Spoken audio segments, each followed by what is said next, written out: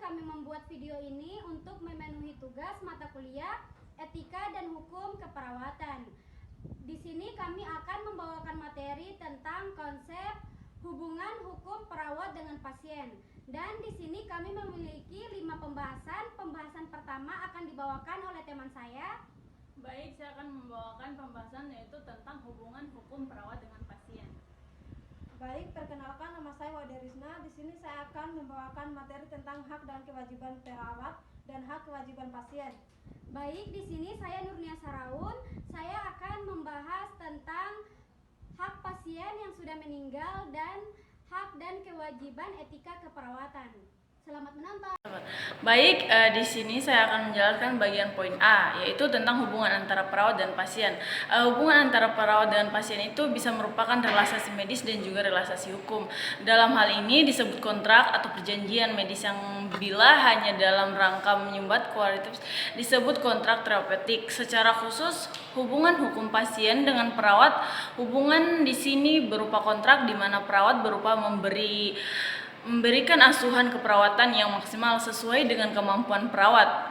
Kontrak ini dapat bersifat in Spanish verbintes maupun resultes verbintes. Selain itu, hubungan antara tenaga kesehatan dengan pasien ini diatur di dalam pasal 53, 54 dan 55 UUK, di mana tercantum hak dan kewajiban kedua belah pihak dengan rincian sebagai berikut. Yang pertama, pasal 53 ayat 1 berbunyi tenaga kesehatan berhak memperoleh perlindungan hukum dan melaksanakan tugas sesuai dengan profesinya. Bagian kedua ayat 2 tentang tenaga kesehatan dalam melakukan tugasnya berkewajiban untuk mematuhi standar profesi dan menghormati hak klien. Yang ketiga yaitu ayat ketiga tentang tenaga kesehatan untuk kepentingan pembuktian dapat melakukan tindakan medis terhadap seseorang dengan mempertahankan kesehatan dan keselamatan yang bersangkutan. Yang keempat yaitu yang berbunyi tentang ketentuan mengenai standar profesi dan hak-hak klien sebagaimana dimaksud dalam ayat 2 ditetapkan dengan peraturan pemerintah. Pasal 53 ayat 1 terhadap tentang kesehatan yang melakukan kesalahan atau kelainan dalam melaksanakan profesinya dapat dikenakan tindakan disiplin. Baik, di sini saya akan melanjutkan poin kedua, hak dan kewajiban perawat.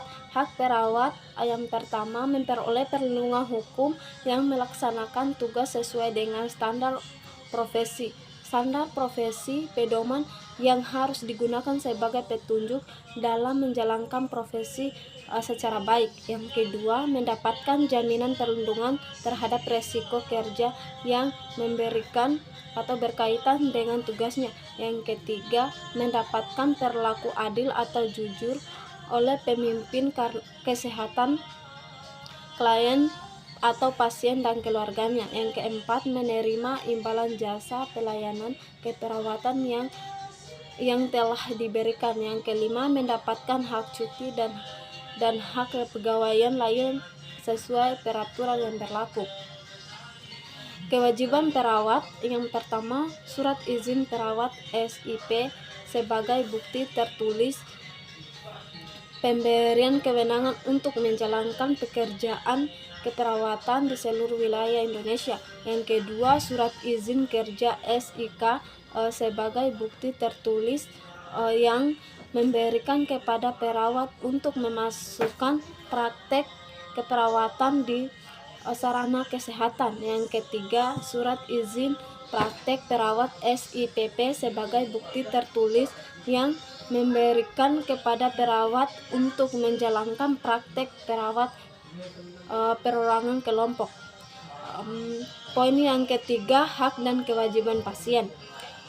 Hak pasien dalam memperoleh pelayanan kesehatan termaksud perawat juga tercantum pada Undang-Undang Kesehatan Nomor 23 Tahun 1992, yaitu yang pertama, pasal 14 mengungkapkan bahwa setiap orang berhak untuk mendapatkan kesehatan optimal. Yang kedua, pasal 53 menyebutkan bahwa setiap pasien berhak atas informasi rahasia kedokteran dan hak opini kedua. Yang ketiga, pasal 53 menyebutkan bahwa setiap pasien berhak mendapatkan ganti rugi karena kesalahan dan kelalaian petugas kesehatan. Kewajiban pasiennya yang pertama, Undang-Undang Nomor 44 Tahun 2009, Undang-Undang tentang Rumah Sakit pasal 31 dan 32.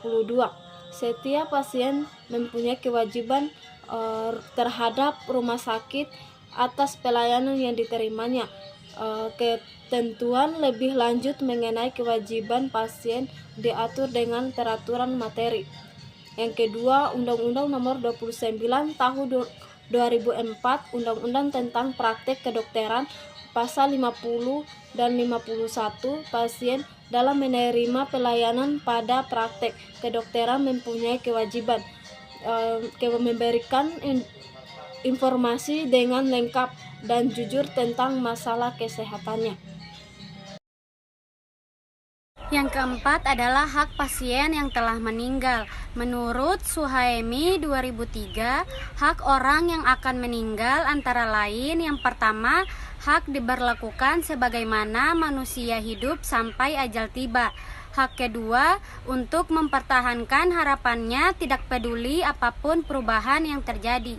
Hak yang ketiga, untuk mendapatkan perawatan yang dapat mempertahankan harapannya apapun perubahan yang terjadi.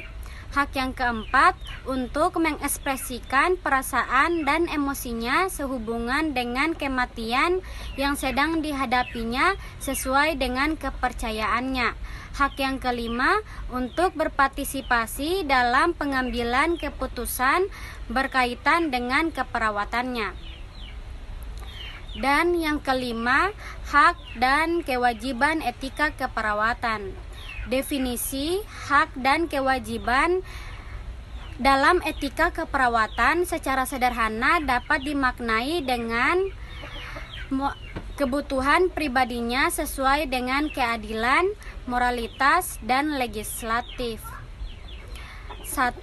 Pembenaran pada suatu tindakan.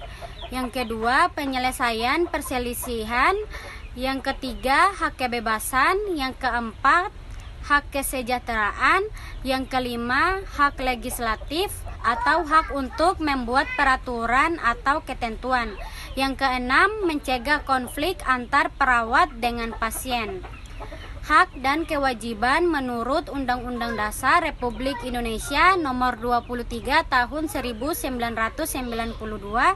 Berikut ini adalah isi Undang-Undang Republik Indonesia Nomor 23 Tahun 1992 tentang hak dan kewajiban tenaga medis, perawat, dan pasien.